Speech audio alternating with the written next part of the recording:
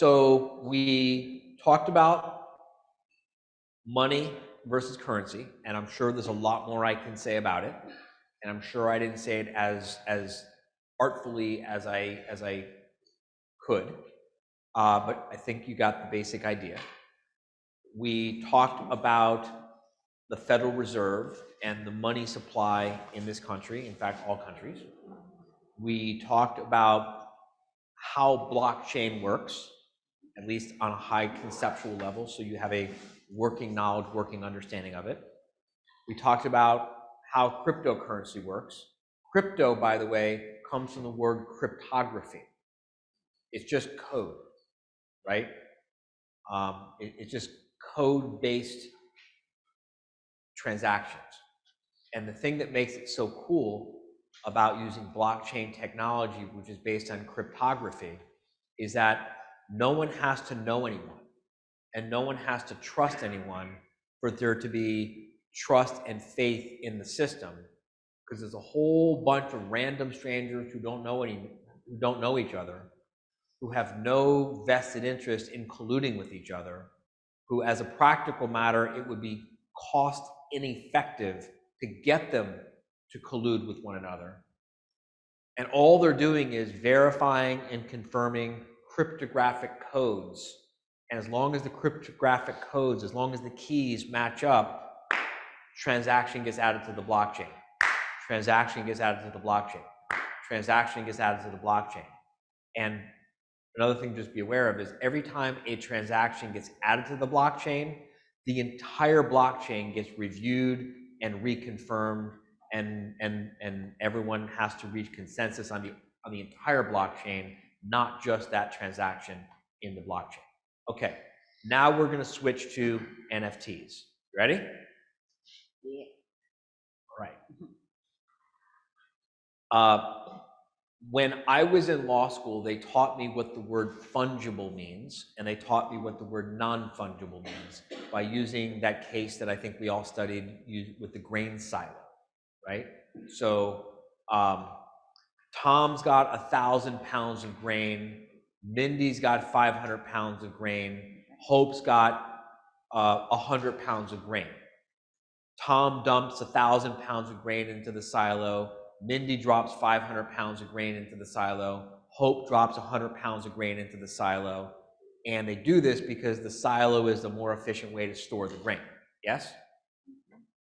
Tom doesn't care which kernels of grain he gets out when he goes to retrieve his 1,000 pounds of grain. Hope doesn't care which grains she gets out when she goes to get her 100 pounds of grain. Why? Because the grain is fungible, it's interchangeable, it's indistinguishable. No one cares, no one knows, it's all interchangeable, it's fungible. Yes? Mm-hmm. Let's compare that to doggy daycare. Heather goes and drops Coco off at doggy daycare. And then she comes back, and then she comes back, and they give her a dog, but not her dog. What are you complaining about? You dropped off 3 pounds of dog, you're getting 3 pounds of dog back. You're talking about me? I'm not liking this discussion. Because Coco is non-fungible. Yes? Mm-hmm. Real estate is non-fungible, right? Let's talk about your car, though. Okay? Holly, you have a Porsche something, right? Panamera. Use the microphone. You have a Porsche Panamera. What color is your Porsche Panamera? Black. Okay. When your Porsche Panamera came out of the factory, it was parked in a parking lot, probably with 1,000 other black Porsche Panameras that came off the Porsche Panamera assembly line and went through the black paint booth. And there they were, fungible. Did you give a shit which Porsche Panamera you got as long as you got a black one?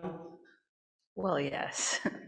You cared that you got this one versus that one, as long as they have the same, as long as they're all identical, they have the same Yes, features. everything the same, yes. No, I don't care. You don't care. They're Right. fungible, right? Yes. When you went to the dealer to pick up your Porsche Panamera, you didn't say, wait a second, I thought I was getting VIN number 123, and you're giving me VIN number 456. That's not my Porsche Panamera. That's a different, they're fungible. Yes. It only became non-fungible when your name went on the title and you started to give a crap about your Porsche as opposed to Elaretha's Porsche.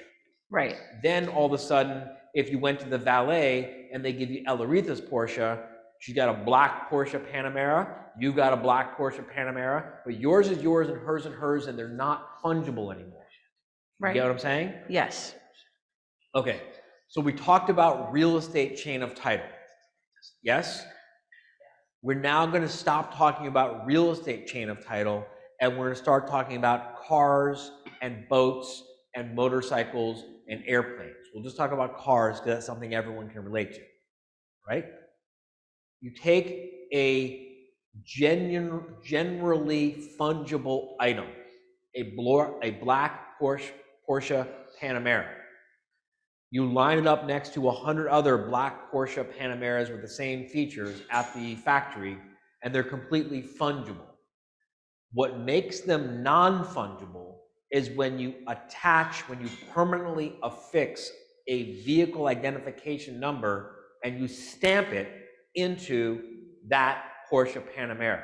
Now it's non-fungible. Now VIN number 123 is uniquely different than VIN number 234, even though they otherwise look identical. We've made it non-fungible. Got it? Yes. Okay.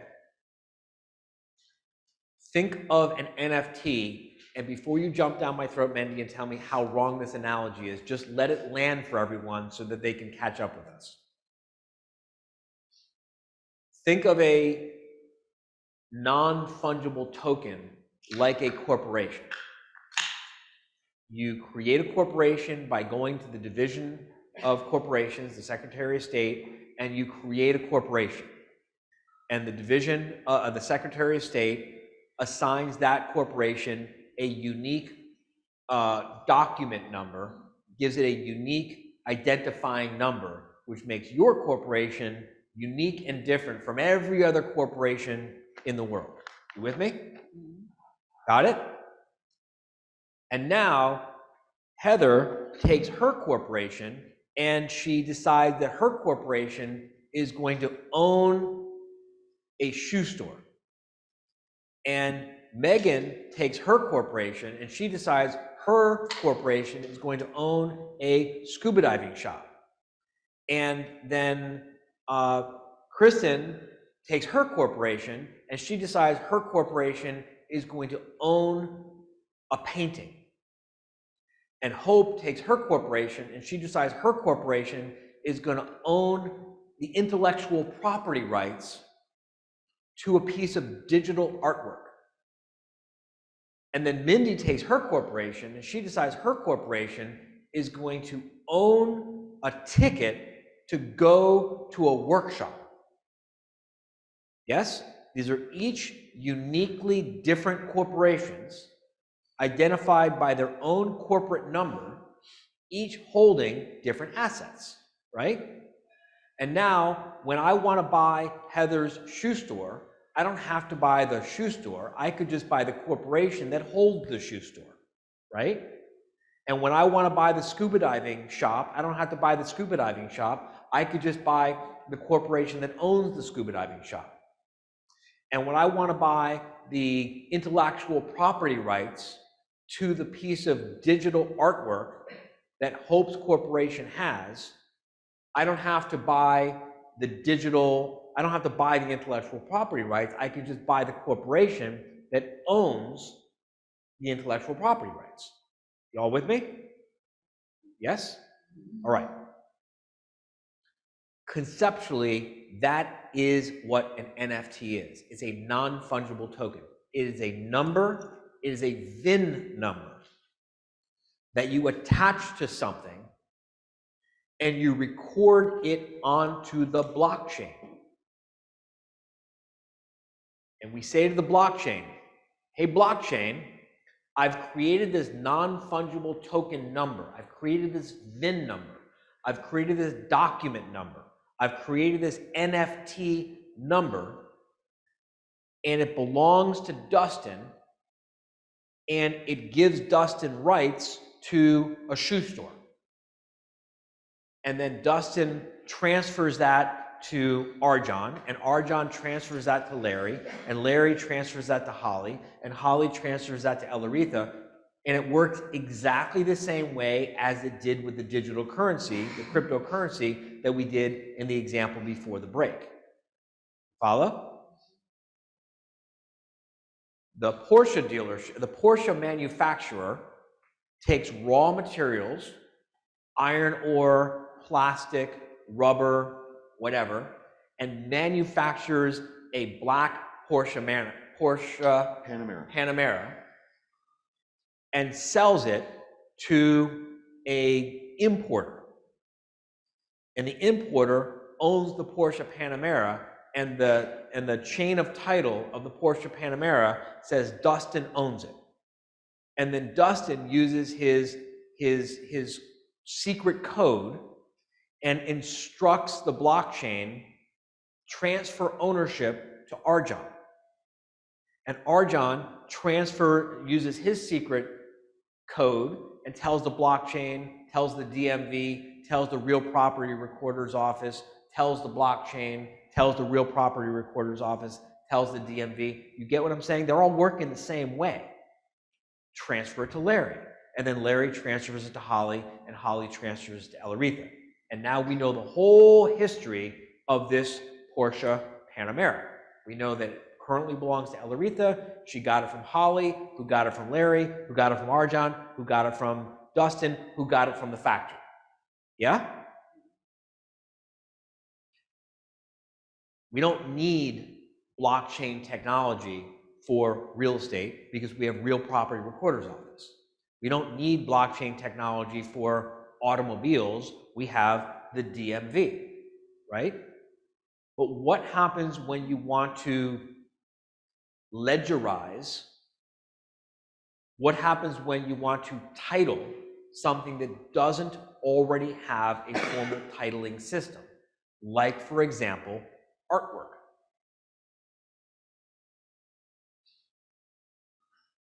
So watch this. I just made this piece of artwork. Yeah? Mm-hmm. And I attach NFT 123 to it. Now, it's not just any piece of artwork. You know this artwork was created by me because when you go into the real property recorder's office to examine the title, when you go into the DMV to examine the title, when you go into the blockchain to examine the title, you see, I can't pronounce this word. Someone help me with it. Provenance? Provenance, not providence.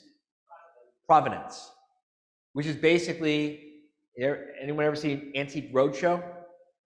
Who's not seen Antiques Roadshow? We've all seen Antiques Roadshow? Everyone but John. Antiques Roadshow is this show where people go to the antique show and they dig out garbage from their house and they go to these experts and they say, my family told me that this was a Ming vase. What do I actually have here? And 99 out of 100 times they say, your family is stupid. That was one at a carnival, because we know the provenance, because you can see this little marking where it says made in Taiwan, and it's got the date 1993. And 1 out of 100, they go, oh my God, you thought this was garbage. It's actually a Ming vase. And here's the provenance. This was originally made by blah, blah, blah, blah, blah. And I can tell from these markings that it must have been made during the year of this to that. And I can tell by this little scratch mark that it was made by these craftspeople, and then it was, and you've got the letter from the shipping company that shipped it from France to the United States in 1836, and here's a picture of it. You get what I'm saying? And that whole documentation, that whole appraisal is what's called the provenance of the thing, right? And so 100 years from now, maybe I'm like a really famous, amazing, kind of celebrity person, and this little sketch that I did is worth something if you can prove that it really came from me and not any other 5-year-old who drew it. Yes? You follow what I'm saying? And here's the thing about blockchain technology. You can record an entire file. You could record 100 pages of documentation. You could record a video doc. You can record the whole entire appraisal process all on the blockchain under this number. Got it?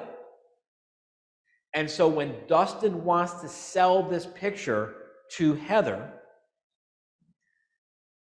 Heather doesn't have to do months of research. Heather doesn't have to verify everything 10 ways from Sunday. Heather doesn't have to hire a title inspector to do a comprehensive title search. She just goes to the blockchain and she sees it's legit.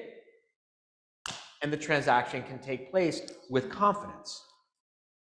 Y'all follow what's happening here? Wow. Yeah, wow, exactly. Pawnstar will be less exciting, yes. All right. I'm letting this sink in. I'm letting this sink in. Someone get the microphone to Dan. Guys, we're not even close to the exciting part. Oh my God, this is. We're not even close, but I got to get this foundation in. Didn't we kind of talk about this, like in the context of horses? Horses? Like things you ride with 4 legs? Yeah, I think it was like the Really Great Workshop or something like that, and there's an attorney in California, and she does equine law, and I think you phrased it, she's basically a real estate attorney, but the real estate is horses. Yeah. And there needs to be a titling, and there sort of is a titling organization for horses, but it's, a private company that does it, or a foundation or something. You're like 10 steps down the road. You guys don't even know the parts that are the most exciting, but you're so smart. You're very smart people, I know that. And you're already getting ahead because now you're thinking about how you can apply NFTs in new and exciting ways. But that's part 3 of this conversation. We're still only on part 2. Got it. Throw the microphone back to Hope over here.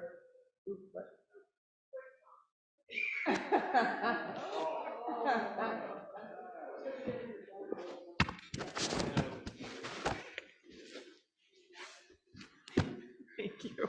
NFTs. We're only talking about NFTs. So can you apply an NFT to an idea or a phrase? Can you put an idea or a phrase in a corporation? Holy shit. Yep. If you can put it into a corporation, then you can apply an NFT to it. There needs to be a distinction that it's not like a roundabout way of going around like trademarking and IP law. If you can put it into a corporation, then you can apply an NFT to it. An NFT is just applying a VIN number to something. You have a sock? Are you wearing socks? That's what I was thinking. Yeah. Take off one of your socks. Right, because it would be your own. Go ahead. Take off a sock. Okay, we won't make you take off your sock. Thank you. You have something that's generic and unidentifiable that has no serial number. What is that? It's the band we all got. Microphone. It's the band we all got when we checked into the hotel. And it's completely generic. And there's no VIN number, and there's no serial number, and it's exactly like every other band. Except, hold on a second, wait a second. Someone tell me your favorite celebrity, like a real big favorite celebrity, someone. Steve Carell. Who, what? Steve Carell. Except Steve Carell wore that band. When Steve Carell stayed in this hotel, someone give me a better celebrity than Steve Carell. Beyonce, thank you. When Beyonce stayed in this hotel, they gave her a band, and this is the band that Beyonce wore around this hotel. Does that band now have more value to you than every other band that's in the garbage? Does? Sorry, what? If I were a big enough Beyonce fan. Yeah. It has Beyonce's sweat on it. It has more value to you? Yes or no? I could sell it to a Beyonce fan. Throw the microphone to Eloretha, please. Here, I have here. Does the band have value to you because it was worn by Beyonce? Yes. Okay, now, how do we prove that it was worn by Beyonce? Sniff it. What? I don't want to sniff it. All right. Guys. I don't want this to turn into a goofball conversation. I want to be serious, all right? Because I'm talking about serious stuff for your business. And you got to understand this, because I was just in a conference with 5,000 fucking stupid idiots who don't fucking understand this stuff. And you're about to This is the biggest NFT conference in the world that I was just at.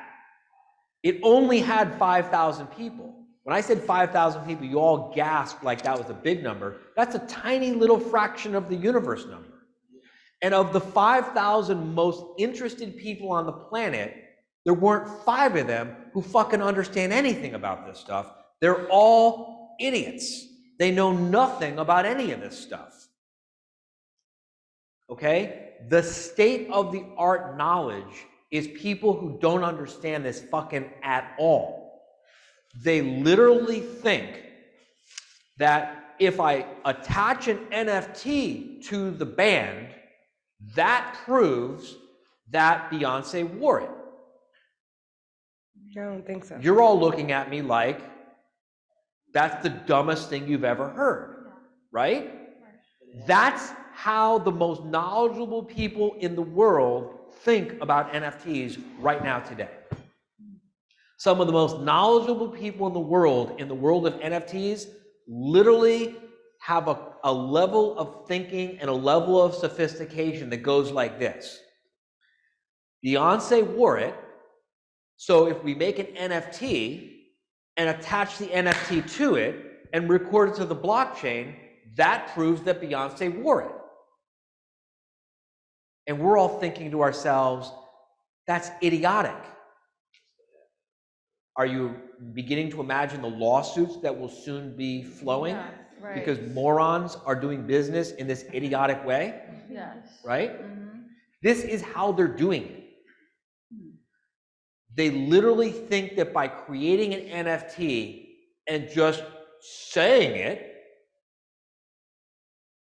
it somehow makes it true.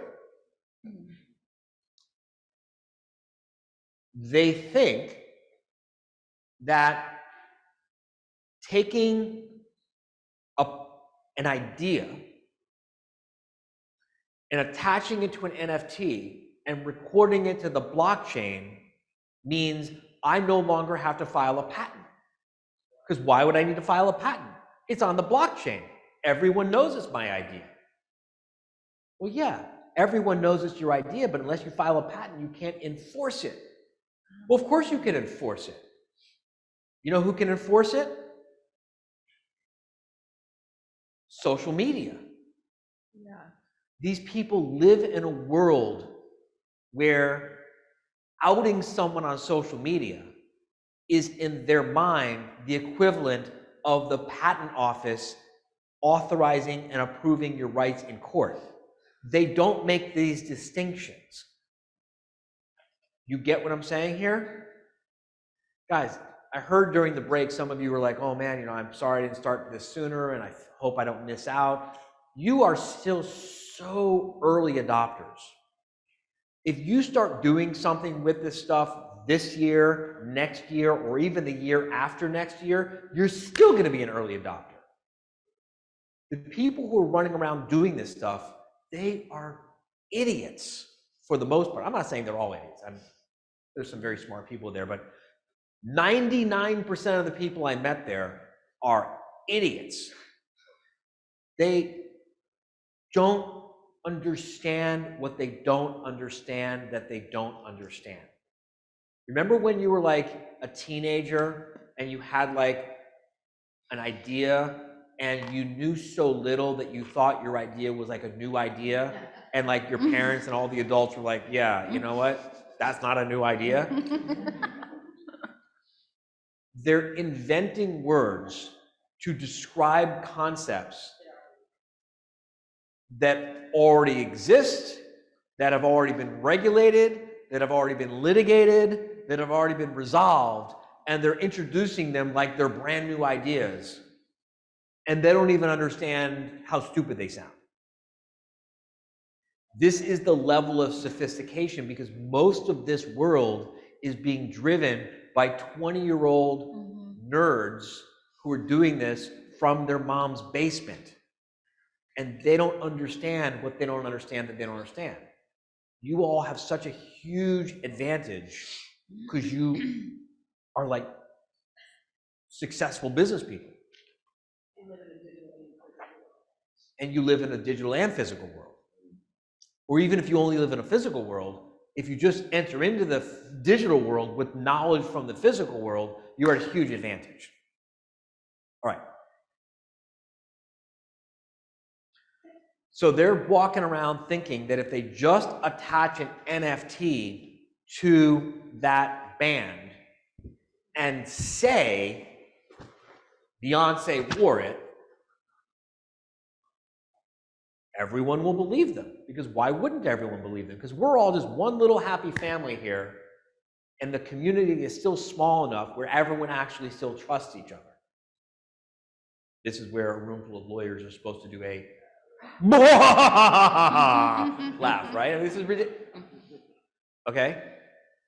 And it's working for them because everyone knows each other. But I mean, once this thing scales, and it's not 5,000, but it's 50,000, and it's 500,000, and it's 5 million people messing around with these things, I mean, there's such a huge opportunity for attorneys to bring some rigor to this stuff. Yes? So to make sure I understand, attaching an NFT to that bracelet and saying it is no different than going on eBay and saying this is a legit Gucci without the proof. No, you're completely missing this. Attaching the NFT is nothing more than creating a unique identification number and attaching that unique identification number to the thing and then recording it on the blockchain. But the value... That's it. That's all it is. There's nothing more to it. You're creating a unique identifying number, you're attaching the unique identifying number to the thing, and you're recording it to the blockchain. If the thing you record to the blockchain legitimately, genuinely, really, truly, honestly was worn by Beyonce, well then you've attached an NFT to a band that legitimately, really, truly was worn by Beyonce, and that's recorded on the blockchain. If the thing you attached an NFT to is an otherwise identical band that was not worn by Beyonce, well, the thing you've attached the NFT to is a band that was not worn by Beyonce.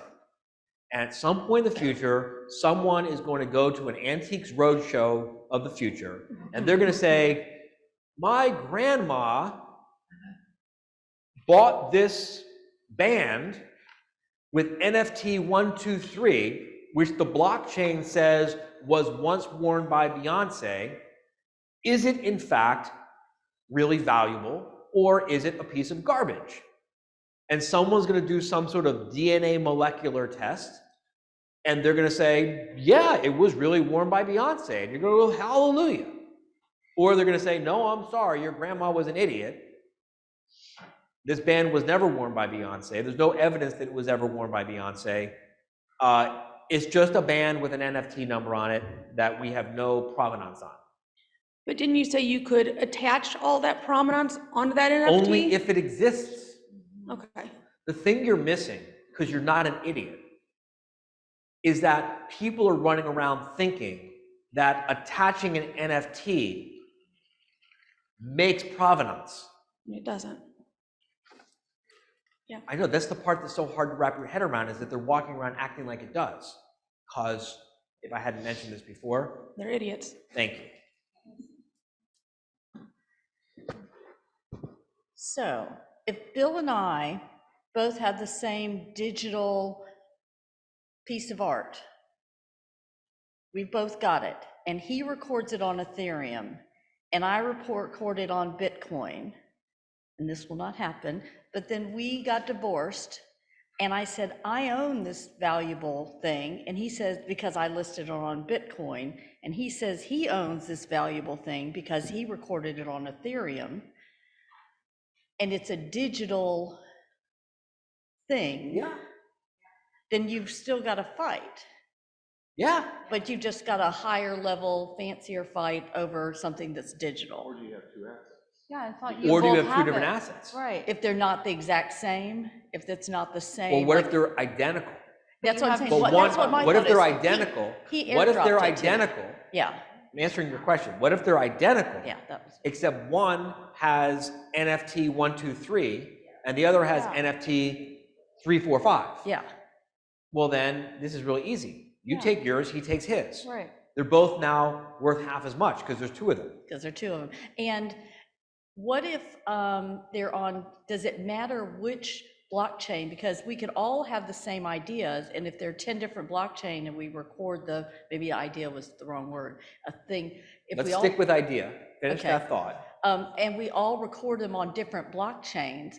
I said, sliced bread was my idea. You said it was yours. You said it was yours. And they're on 10 different blockchains. And let's suppose they're all on the exact same blockchain. It doesn't fucking matter if you don't go to the patent office. That's the whole point. Yeah. They don't get it. Yeah, They okay. think that recording it on a blockchain is the sufficient. same thing as recording it with the patent or trademark office. Yeah. This is the level of thinking in this Yeah. world that you need to understand. I want you to get a divorce and fight over NFT. Yeah. I mean, not get a divorce, but yeah. Okay. Well, let's finish with NFTs. All right. So you get the idea that it's a corporation, yes? An NFT is nothing more than a unique identifying number that you attach to whatever the thing is, right? Y'all get it? And you understand that it could be attached to something in the physical world, like a barrel of whiskey, right? It could be attached to something in the physical world, like a bottle of wine.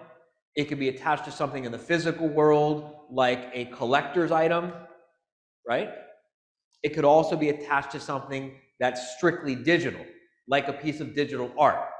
It could be attached to intellectual property. It could be attached to music. It could be attached to a rights of admission to a workshop, right? So now, think about this. Who went to the Braves playoffs? All right, were there scalpers outside? Throw the microphone, or give him the microphone, to Bill. Were there scalpers outside? I didn't see any, but Probably there were. So listen. So I put an ad on the internet and I say, are you a Braves fan? Would you like great tickets to the championship playoff, whatever the right way to call it is, game? What is it called? World Series. World Series, thank you. That one. Would you like tickets to the World Series? Would you like tickets to the World Series? yes, All right, I will sell you these tickets for only $500. Is that a good price? depends, but probably. It's the best seats in the house. Then yes. What? Yeah, don't fuck with me. I know it's not center court. Never mind, that I know. Yeah, It's the so- best seats in the house for $500. Would you buy them? Absolutely. Great. Well, just mail me $500 and I'll mail you back the tickets. That work? Well, I need some sort of proof that what you say is true and authentic. Oh. Well, what if there was a place that you could check the provenance of these tickets to verify that they were real? Yeah, that would help. Great. Now mail me your $500 and I'll send you the tickets. Come on. Well, if it can be authenticated before I mail you the money, then yes. Well, yeah, it's authenticated. We just authenticated it. You just saw the provenance. You saw they were authentic. Now just mail me the money and I'll mail you the tickets. This isn't very complicated. Do Well, it. I don't have any assurance that you'll actually follow through and mail me the tickets. And I don't have any assurance that if I mail you the tickets, you're going to mail me the money. Right. So how could we resolve this? Third party. Wait. Come on, finish. So a third party. Third party. Okay. Like who? Well, as a real world example, I've bought tickets through StubHub. Okay, so we could go through StubHub. Great. You pay StubHub for their service and I'll mail you the tickets. Well, I don't think it really works that way, but I'll pay StubHub and they'll send me the tickets. Yeah, so you'll pay the fee to StubHub. You'll pay Correct. the tax to StubHub for handling the transaction. Right. Any money we exchange, I'm paying to StubHub, not to you directly. All right. But what if we could write what's called a smart contract and we could instruct the blockchain when John's $500 clears my account, the NFT that owns these tickets instantly becomes his. Instant escrow. Instant escrow with no third party with no third party intermediary, and no escrow fee, and no costs, and no trust required. And I don't have to know you, and you don't have to know me, and we don't need to have StubHub. Because I can just say, I will sell you these tickets, and we write a little smart contract that says, which is basically the term smart contract. The word contract is a euphemism. It really means a couple lines of code that tells the blockchain that when this happens, execute this order. Boom, done. It's an if then, when this, do that Yeah. line of code. Got it? Got it. Now here's another fun fact. Sometimes these transactions are as simple as when John transfers the money, you transfer him the NFT that holds the tickets. And sometimes these so-called smart contracts are more sophisticated. And you know who's writing these contracts right now, everyone? Lawyers. Idiots who know how to program the code are literally giving legal advice and writing these contracts using if then, wherefore, therefore, control language in the code, and they're putting these contracts together. And they don't think there's anything wrong with it. Okay. Let's stick with stay on NFT. So you see the utility value of an NFT now for conducting business? Instant escrow, instant verification, instant transactions, and the fee for doing this is pennies. No longer tens of thousands of dollars for a closing agent. All right, starting to see where I'm going here, real estate lawyers, right? And now because you can attach an NFT to something that otherwise you couldn't title, you see how you can facilitate transactions so much more easily, right? With the microphone. Yes. I don't want to turn this into a brainstorming session because I still have more concepts I need to teach you. So you've got the tools that you can start really letting your imagination run wild. And I actually have an idea that I want to share with you all and give you first dibs at. But go ahead. Well, I mean, it's along the lines, a lot of times in family law, we do that if as and when. So if there's an interest, a beneficial interest that can't be transferred, an RSU or something like that, then we say, well, if this happens, then you're gonna pay it, and all that stuff requires all this transaction between the people in the future. But if you said, okay, the beneficial interest is now attached to the NFTP, then it just transfers as soon as it monetizes, it would go, just transfer over. I mean, just there's so many things like that, that. Exactly. You got it. You got exactly. And by the way, now you're beginning to understand why there's all these different blockchains. Because certain blockchains are better suited for different kinds of transactions like that. Certain blockchains are really just for money back and forth cryptocurrency. Certain blockchains really only work best with very simple things like digital artwork. And certain blockchains are better suited for these smart contracts with more moving pieces.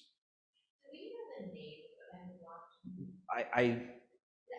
I know is the right answer, right? Like Bitcoin isn't a. When I come back from the next break, I will bring you a stack of shit that I collected. There's tons of them. But Bitcoin uses. Throw her the microphone. Isn't a blockchain. Wait, okay, guys.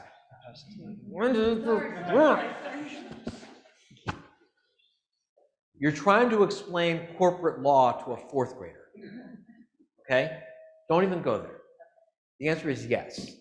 Very easy to find, there's lots of them. What Wendy was alluding to is that some cryptocurrencies exist on a blockchain, and there's other cryptocurrencies that first they made their own blockchain and then they made their cryptocurrency to go on the blockchain. Yep. Okay. All right, but we still haven't even finished NFTs yet. All right, so you can have an NFT that owns rights to a shoe store, and it can also own rights to the dive shop, right? Yes? Right? You're all nodding your heads yes, because you understand this? The NFT could own the rights to the shoe store, the dive shop, and admission to the workshop. Yeah? Yes? We all understand that? Yes. All right. So who is aware of the fact that Gary Vee made that goofy elephant drawing and then it got sold for like $89 million? You all know that? All right. You understand that no one paid $89 million for a goofy drawing. The NFT owned the rights to the goofy drawing, and it also owned an all-access pass to everything he does, front row center. So what if I told you that the owner of this NFT also gets to have a seat at every event that I do for the next 12 months? Would anyone like to buy this NFT? What would you pay for the NFT? You can go on the boat with me. You can sit in on VIP days with me. You can have front row center at the live quarterly meetings. You can come backstage at the live quarterly meetings. When I fly private, you can come on the plane with me. You can hang out with me all you want. That's the rights that travel with this NFT, which is also visually represented by this goofy drawing. That got some value to you? That's what he sold. Get it now? Can't help but notice that no one offered anything for my but anyway. All right. We're waiting for you to tell Circle us. back to that later. Well, so this is exactly what happened, right? So there is some real value that you would put on an all-access pass to everything that I do for a year, yes? But then what happened with Gary Vee, because as great as he is and as valuable as it is to have access to him, I think even he would tell you it's not worth $89 million. But then what happened is the speculators got involved. And then this one bought it for $1 million, and then that one paid $2 million because that one paid $1 million and thought the next one would pay $3 million. Next thing you know, someone paid $89 million for a piece of goofy drawing, which is now worth $89 million precisely because someone paid $89 million. Which, by the way, is exactly how the art world works in reality. Yeah, but it's also like the tulip crisis. I mean, there's Maybe yes, maybe no. the speculative part of it, right? Maybe. Maybe the reason why the Picasso is worth so much is because it really is so magnificent and beautiful and has such lasting utility value of beauty and amazement. And maybe the reason why the painting that looks like a 5-year-old threw a can of paint against the wall is worth $10 million is because of the same reasons, or maybe it's just worth what it's worth because it's an artifact of society that people decided to value. There's documentaries galore you could watch on where and how art gets valued. The point I'm making is that the art, because of NFT technology, it's beginning to transcend art and turn it into assets. Okay? You got it? Buckle up, because we're about to take it to the next level, because we haven't gone there yet. Ready? Remember we talked about smart contracts? Remember how we talked about how the blockchain can execute the terms of the smart contracts instantly, objectively, fairly, consistently, every time without fucking it up? Right? So I'm going to create this picture, and I'm going to write this on the back of this picture.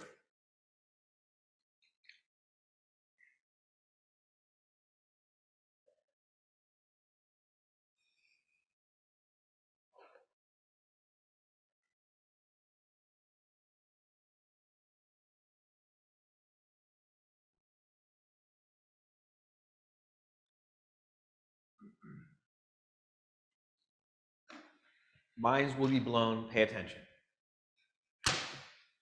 If you can read that handwriting, can you read what that says?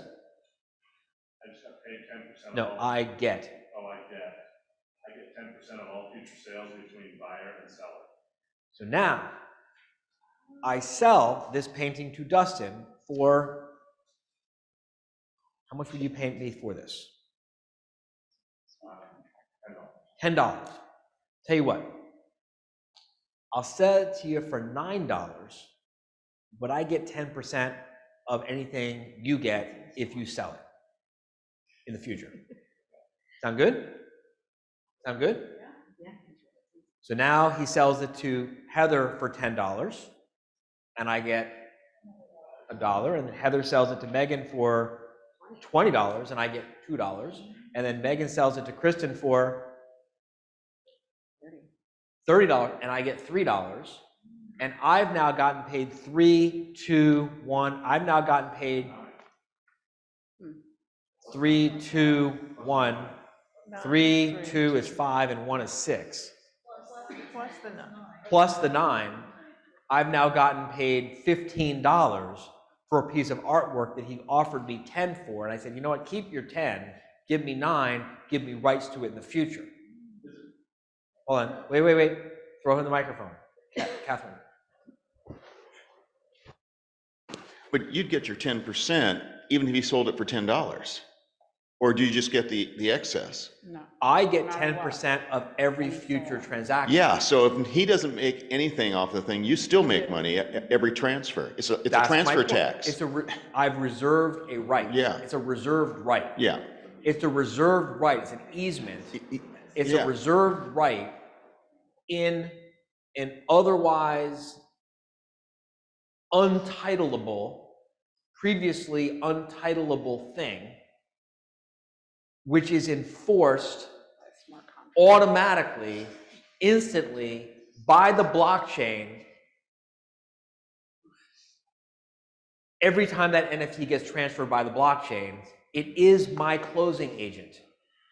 Yeah, now you're getting it. Now you're all getting it. Right. Right. That's the world of NFTs. That's why I have been going all over the world, literally, since September 23rd, when I finally got what the fuck these things are all about. Because it's going to change the world. Yeah? About recurring income. Now you can create recurring income. You're annuitizing anything. You can annuitize anything.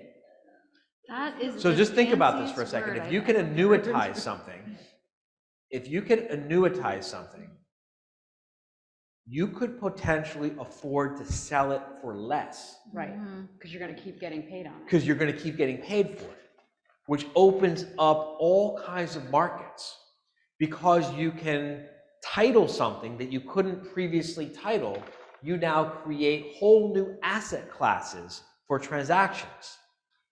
Because you can ledgerize something that you couldn't previously ledgerize, you now you can open up whole new capital markets. You get it now? This is not about the freaking goofy digital art that everyone's using it for today. That's just like the beginning of the beginning of the beginning of the beginning of what this is all about. All right. Now I got to teach you a couple vocabulary words. All right? With the microphones. So presumably, If I die and there's a funeral that you all attend, would you please make sure everyone passes the fucking microphone around? Like, that would be like, I probably will have to die before that happens. Pass the microphone. so presumably, so you're just talking about this annuitization factor, but presumably you could attach some other kind of benefit to it too that we're just not talking about or haven't thought about. Yes, exactly. Right, so I mean, that's just one thing, but you could also attach basically anything. Say an example of what you're thinking. You know, every time the thing gets sold, Dustin has to kiss our John. You know, like it could be anything. I mean, like I Well, don't. no. Hold on. Listen. It has to be related to the thing itself. As a practical matter,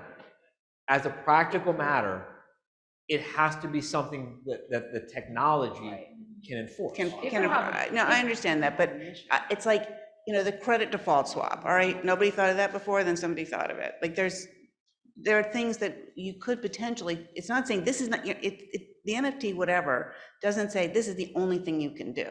This is a thing that someone has thought of to do with it. The NFT is just a piece of technology. I understand, but because of the technology, there could be other things that we haven't thought of yet. And that is why I have gone to San Diego and Mexico and New York and back to San Diego and then to Miami and have been doing nothing but listening and reading books on this subject because of exactly what you just said, is that the only thing that we should ever take from studying history is that you can't predict what's going to happen next. Anyone who thinks you can is an idiot.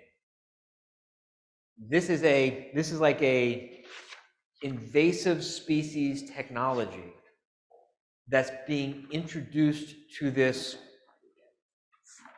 staid, old, largely analog world of lawyers and bankers who don't understand any of it.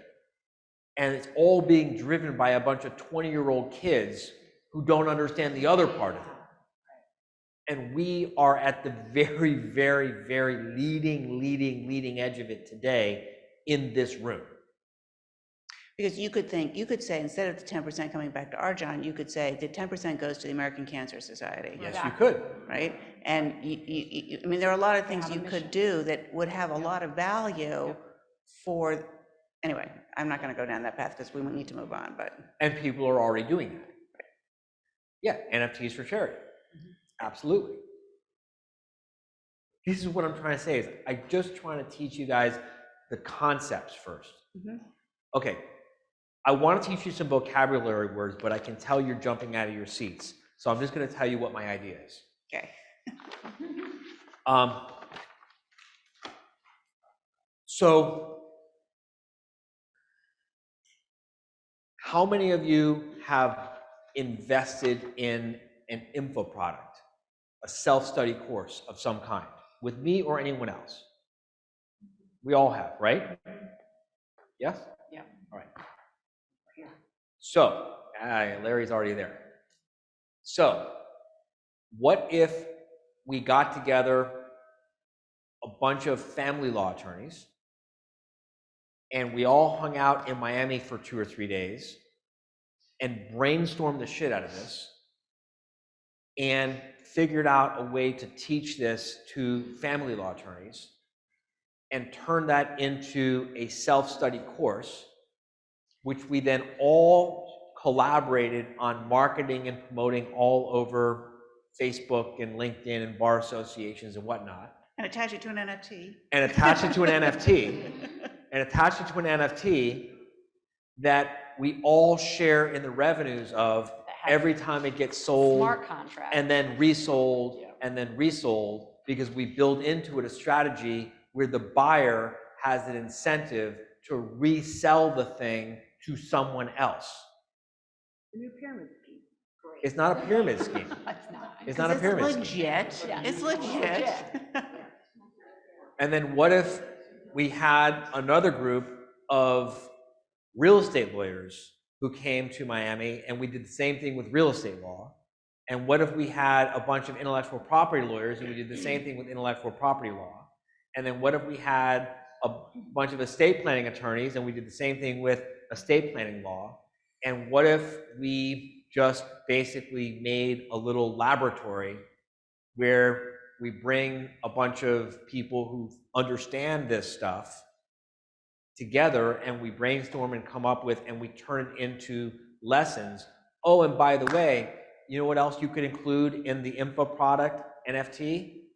Sample forms, sample templates, sample checklists, all kinds of stuff that would have real value for owners of family law firms, estate planning firms, et cetera, et cetera, et cetera, et cetera, et cetera, et cetera, et cetera. Yeah. Let's do it. Get out your calendar. Yeah, I know. I will, listen, I literally just thought of this on the plane from New York to San Diego, and then at that dinner that I had in San Diego. I was in San Diego for a VIP day. I was paying for a VIP day, and the person that I was doing the VIP day with, who's a friend of mine, he had a delay on his flight, so we weren't able to have dinner the night before. So I put on Facebook, I said, hey, I'm in San Diego, and everyone but Elarita who was available came. She'll call me. Yeah. John, call me next time. She'll call. So I understand. Anyway, the point making is, this is like brand new. Like I literally just kind of like mentioned this over dinner, and there was a lot of receptivity. And obviously, you guys are iron sharpens iron, so you get first dibs. So let's do this. Yeah. All right, I'll coordinate that later. All right, now I got to teach you a couple of vocabulary words. Otherwise, you're just going to be confused as shit. So you understand what blockchain is, yes? And you understand there isn't just a blockchain, there's lots of different blockchains. You understand what cryptocurrency is, yes? And you understand there's lots of different cryptocurrencies. All right. With regard to blockchain, there's generally speaking 2 different approaches to blockchain. One approach to blockchain is, I forgot the terminology, but it's basically where everyone who's reaching consensus is getting paid a little bit to participate in the consensus reaching process, and they get to have a seat at the table, figuratively speaking, to do consensus because they're at the table doing consensus. Got it? And then there's another approach where you essentially put up a deposit to have a seat at the table, and if you fuck up, you lose your deposit. Two different kinds of approaches to blockchain. With the microphone, please. Hope, look to the microphone. Sorry. Are you talking about gas transactions? That's a term that I don't want to get to. Okay. Just the process of reaching consensus. Okay. There's two basic approaches where it's all decentralized and everyone just does it because they do it and they get paid a little bit for participating. And the other is the way you get to participate and get paid for your participation is you essentially put up a security deposit to guarantee you don't screw up, like a bond. Got it? Just be aware that these two different things, so when you hear people talking about it, you're not confused. I will provide a written bibliography later. I'm just trying to explain basic concepts here. All right? All right. The term gas fee. Gas fee is the fee you pay to the people on the blockchain to verify your transaction. It's called a gas fee. It's a transaction fee. It's closing costs. It's called a gas fee. It's typically pennies, not even dollars. Okay? Gas fee. Next, you'll hear the term wallet. Wallet. We understand that cryptocurrency, let me back up. You'll hear the term coin, right? Bitcoin. There is no physical coin. There's nothing physical in any kind of cryptocurrency. It's all digital ledger transactions. Nothing physical, right? There are people being scammed and conned and buying crypto coins and bitcoins on eBay, and people are mailing them coins. Oh, look at me, I've got crypto coins, like little fucking plastic coins, like literally. There's people also mailing money to the Prince of Nigeria, right? I mean, people do all kinds of dumb shit, okay? Coin is just a term to describe the thing. There is no physical coinage. Got it? Your cryptocurrency is just a ledger transaction. Wallet. There is no physical wallet. A wallet is actually a key, not a wallet. They should not call it a wallet. They should call it a key. It does not function as a wallet. It functions as a key. It is a cryptographic key, is a code number that proves that you have the authority over this ledger. Code 123 ABC 456 dog, cat, squirrel. That's my key. That's my code. That's my cryptographic key that the blockchain verifies that I have the authority over this ledger to transact business on this ledger. You all get the concept? Yes? It's not a wallet, it's a code. I keep emphasizing this because what I'm going to say next seems so idiotically obvious that you wonder where people's heads are at. So a wallet is what? It's just a code. Would anyone please give me your ATM password, please? Why wouldn't you give me your ATM passcode? You can access my money. Because then I would be able to access your digital ledger card at Wachovia Bank, right? Because that would be just fucking stupid to do, right? Now, how many of you have your passcode written down somewhere where you can't lose it? Yeah. Sorry? You write it down, yes? Yeah.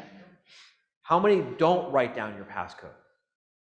Why don't you write down your passcode? Because I can remember it.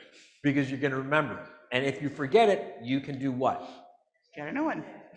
You can go to the bank, you can bring your driver's license, you can bring your social security card, you can bring your fingerprints, you can prove that you are who you are, and say, I am who I am, This account belongs to me.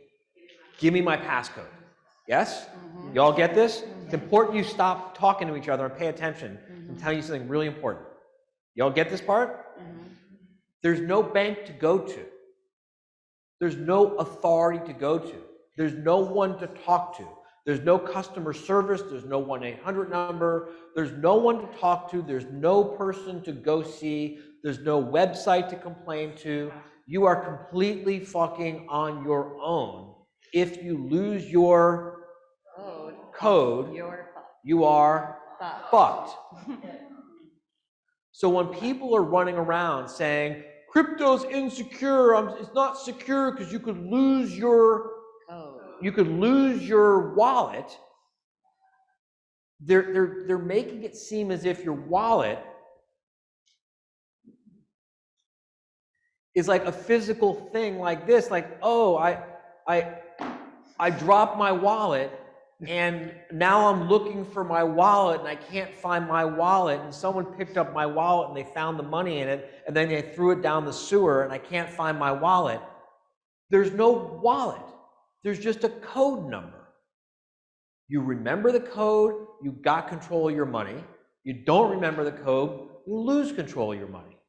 You give your code to someone who's untrustworthy, you're an idiot. And there's no one to complain to. Got it? So, at the risk of offending the people who will watch this video, the millennials, I'm going to point out something of a strategy that I admit I'm 50 years old, I'm old-fashioned, I'm analog, right?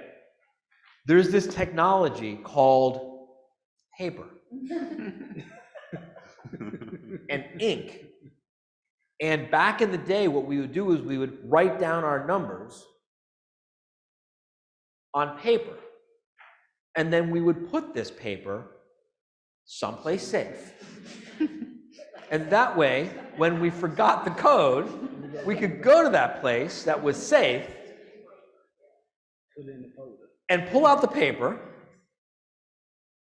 and we would have our code again, right?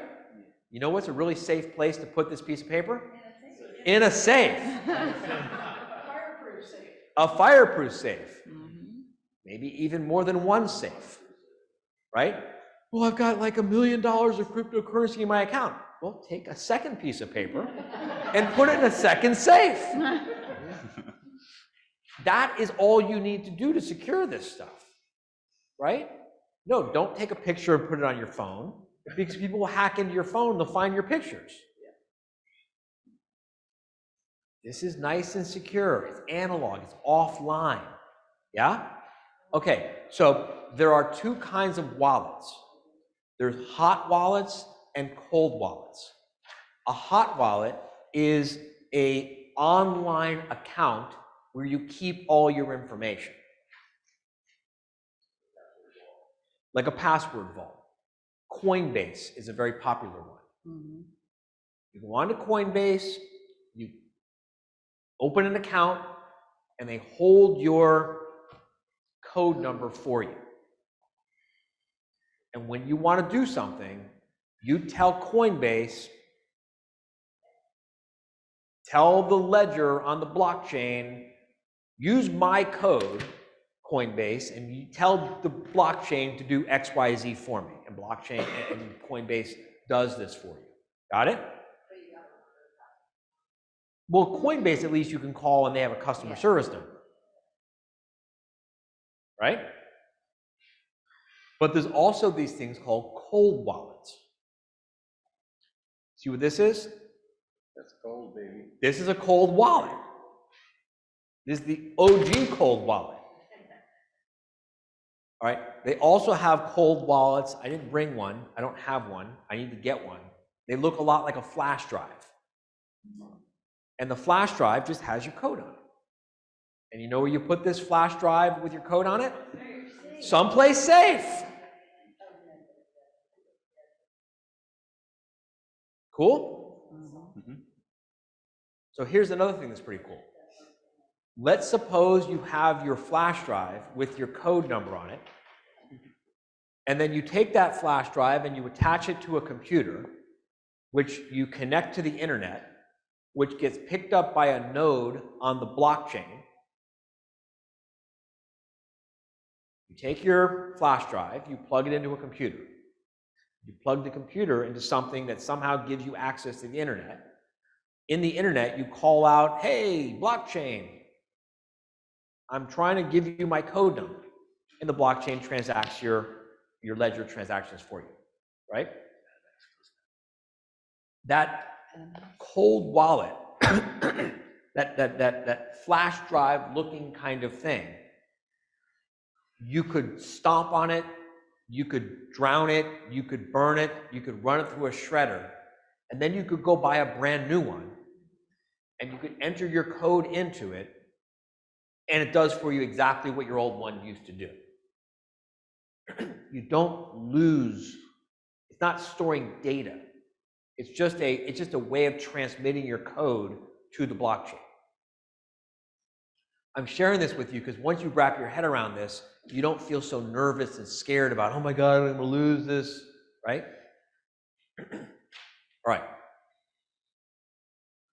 Talked about the blockchain, talked about cryptocurrency, we talked about NFTs, we talked about smart contracts and stupid people who do stupid things with them.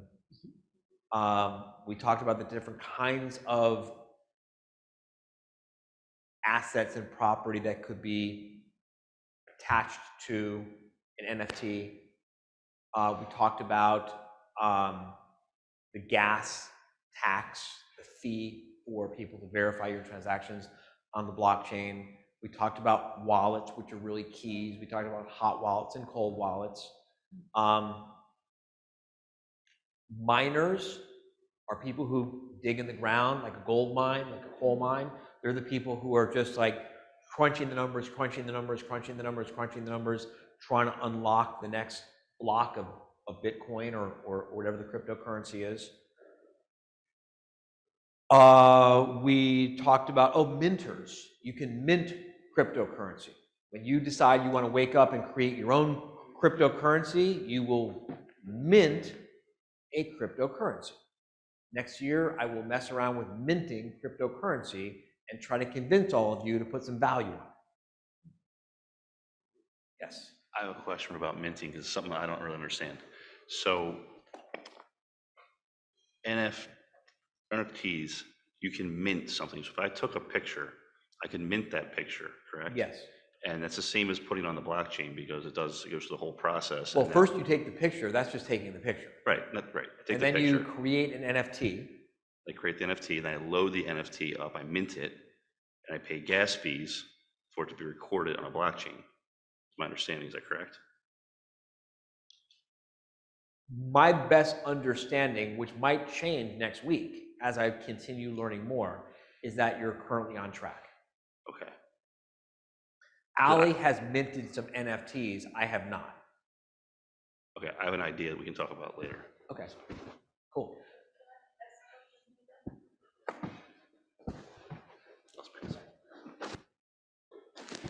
How do you find the nerds in the basements to write the code to do that? And then when they've written the code, how do you verify that what they wrote in the code is what you wanted in your NFT? I married mine. Well, that's. You didn't. Yeah, I didn't.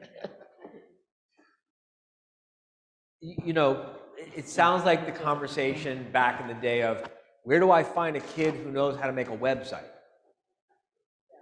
There's just people who know how to do these things. Where do you get someone to make a website for you? You can go on a Fiverr and get someone to do your NFT. I have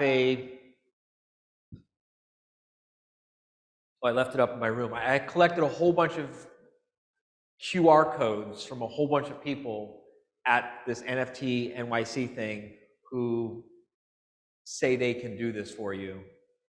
And if there's some interest, I will start hosting some workshops or webinars or whatever to teach us all how to do that. My plan is to create a workshop, which by the way, I'm not going to do for free. My plan is to create a workshop where I say, okay, let's all open up our first account on Coinbase. And, we'll all take a deep breath and open up our first account on Coinbase, which is very easy to do. And then I'll say, now let's all attach our regular old-fashioned bank account to our account on Coinbase, which I had to get Allie to help me do. And then let's all put a couple $100 from our fiat US currency and buy some Bitcoin and some Ethereum. And now look on your account, look, now you have, $500 of Ethereum, 500 US dollars of Ethereum, and 500 US dollars of Bitcoin in your Coinbase ledger. And then what we'll do is we will practice transferring it back and forth to each other. And I'll transfer 100 to Megan, and Megan will transfer 100 to Holly, and Holly will transfer 100 to Tom, and make sure we all have the experience of transferring it, and we all have the experience of receiving it. And then we will all learn how to create an NFT. And we'll all go through the process of creating an NFT, and then we can start selling the NFTs to each other, for $5, $10, just to experiment with things. And then we'll create smart contracts, and then we'll try doing a daisy chain of I sell it to Dustin, Dustin sells it to Heather, Heather sells it to Megan, Megan sells it to Kristen, and I get paid, and round and round we go. Just so everyone can have the experience of doing this. And we'll do it with a few $100 just so everyone can have the experience and play with it in the real world instead of just theoretical. Which, in the interest of full disclosure, I have done very little of this in the real world. Allie's done a bunch of this stuff. I'm a high fact finder on Colby. I'm a high fact finder, so I gather and gather and gather and gather and gather information. Allie's a low fact finder. She's way ahead of me. She's already been doing this. Yes. What do you anticipate governments and possibly banks will be doing to try to get Control of this. control? Yeah. I believe that what the government is going to do, because they're already trying to do it in other countries and they're already beginning to do it here, is I think they're going to try to enforce reporting requirements. And they're going to say, just like they have right now in this country, if you receive more than $10,000 in US currency, you have to report it. I don't know if you knew that. Yeah. They already, like I said earlier, they're trying to make it so that if you receive more than $10,000 worth of cryptocurrency or more than $10,000 worth of NFT, you're supposed to report it within 15 days. And so to the extent that people keep their cryptocurrency on a hot wallet run by a company like Coinbase, which obviously reports to the government, and to the extent that Coinbase requires you to identify yourself, which they do, and then to the extent that the only money you put into play is money you transfer from a regular bank onto Coinbase, well, you're living on the grid and can be subject to these reporting requirements. However, to the extent that you obtain your cryptocurrency by earning it, and the person you earn it from doesn't live in this country and doesn't give a shit about reporting requirements,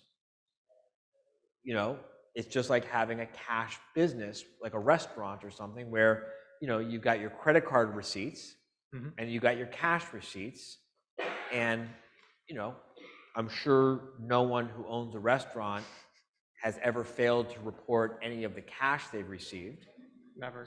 Just like I'm sure no one who works in cryptocurrency would ever have a cold wallet where they receive payment from people who are off the grid to a completely and totally anonymous cold wallet account, by the way, And then if you're doing business with other people who don't give a shit about the reporting requirements, well then, and it's all anonymous anyway, because it's just anonymous code number to anonymous code number to anonymous code number, which is why the libertarian in me loves it so much. Right. Well then, how does the government know that you aren't reporting it unless you say, guess what, I'm not reporting it? Or the government says, you know, where did that fancy house come from? Where did that fancy car come from? Where is it, how is this lifestyle being supported? Now, right now, it's hard to wrap your head around this. Yeah. But on Halloween, I was hanging around with a real estate developer, and he was talking about when the day comes that he will begin to start accepting cryptocurrency as initially partial payment, and then someday full payment for a house. Imagine what happens when there's, I mean, there's people who pay cash for a house now, right? Yeah. Imagine what happens when people are like buying houses for cryptocurrency.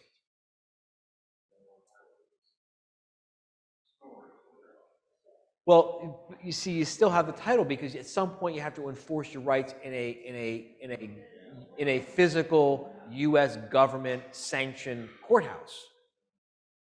But you know, you just start expanding your mind to this stuff, and you fast forward 5 years, 10 years, 20 years into the future, and you start thinking about what a huge radical change we're about to experience in society, in banking, in law, in business, in human relationships and human transactions.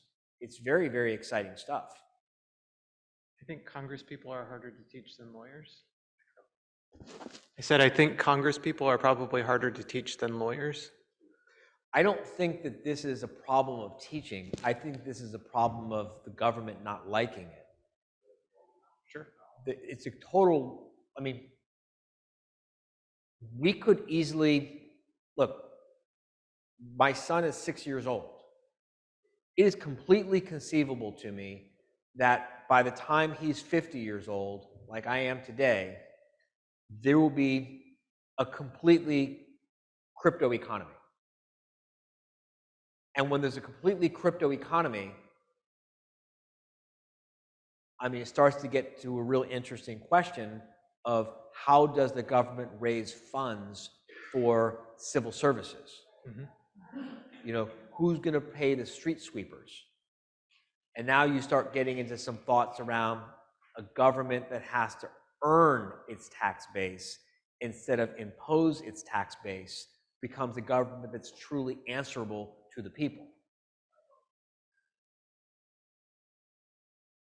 You get where I'm going with this? Mm-hmm. I mean, now you start really getting into some libertarian cool ideas. And I think Microphone. Yeah. I'm thinking about like jurisdictional lines just starting to blur too. Like, so the interesting thing in our lifetime, and certainly in the next 5 or 10 years, and you guys are all asking all the right questions, I have to say, it's precisely because, as I said in the beginning, no one knows anything, that this is so interesting, because no one knows anything. We haven't had lawsuits yet over companies like Coinbase. What happens when Coinbase goes broke and disappears, or they get attacked, and right? What happens when the first person gets prosecuted for not reporting the crypto transaction and they raise Fourth Amendment rights, and that goes to the United States Supreme Court, and the United States Supreme Court has to wrestle with the invasion of privacy and bank secrecy laws? And what happens when the first person, oh, I haven't even told you another word. I'm sorry, a DAO. DAO. It's a decentralized, autonomous organization. So DAO is used in two different interesting ways. One is as a management style, where we all create a company, and there's no president, and there's no board of directors, and there's no hierarchy. It's consensus, right? It's all consensus.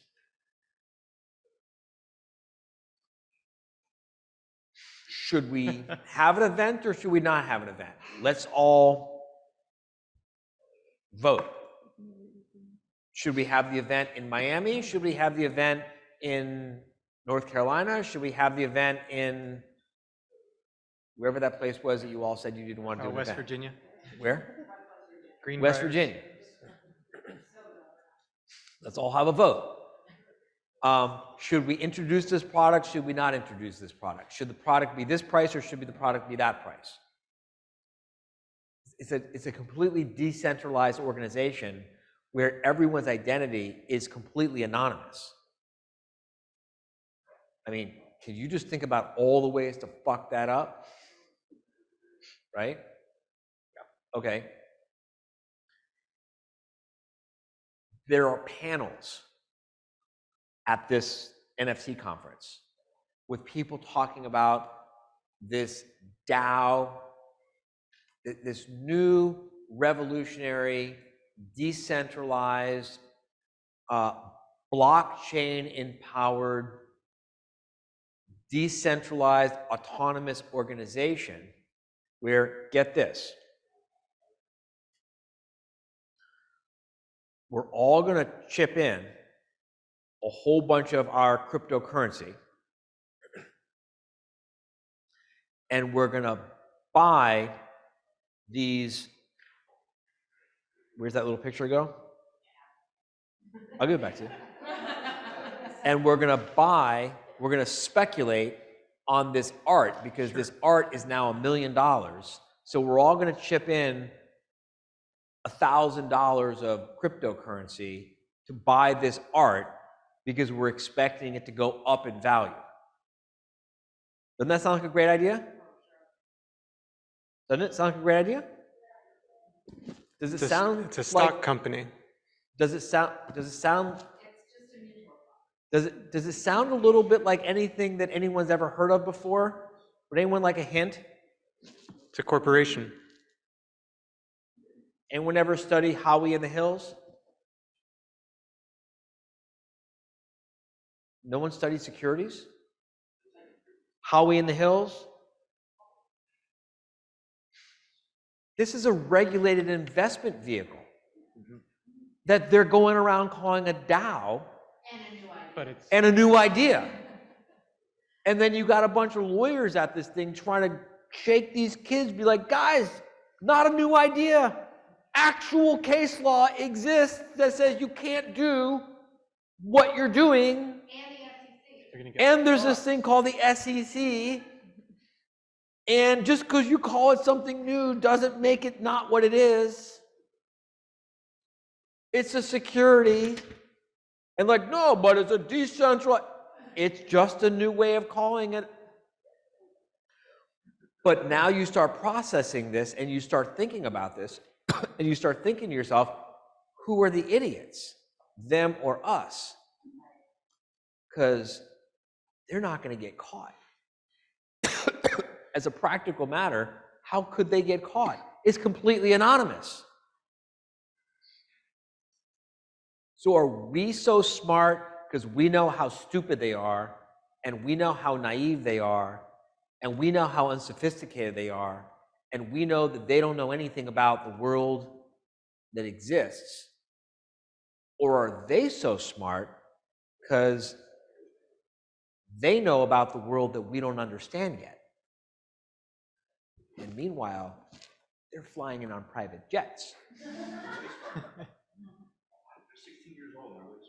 I'm just saying, you got to just constantly practice humility with this. So while I'm talking about these idiots and blah, blah, blah, blah, blah, you know,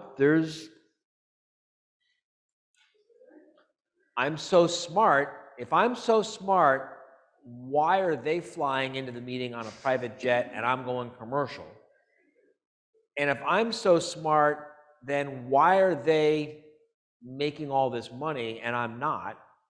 This is exactly what makes this so interesting for all of us right now, because we're about to witness the collision of so many different worlds and so many different points of view and so many different perspectives and so many different ideas and so many different values and so many different priorities. It's just going to be a spectacularly interesting time. And like 99.9% of the lawyers in this world today aren't having this conversation. They don't even understand what we're talking about, much less talking about it.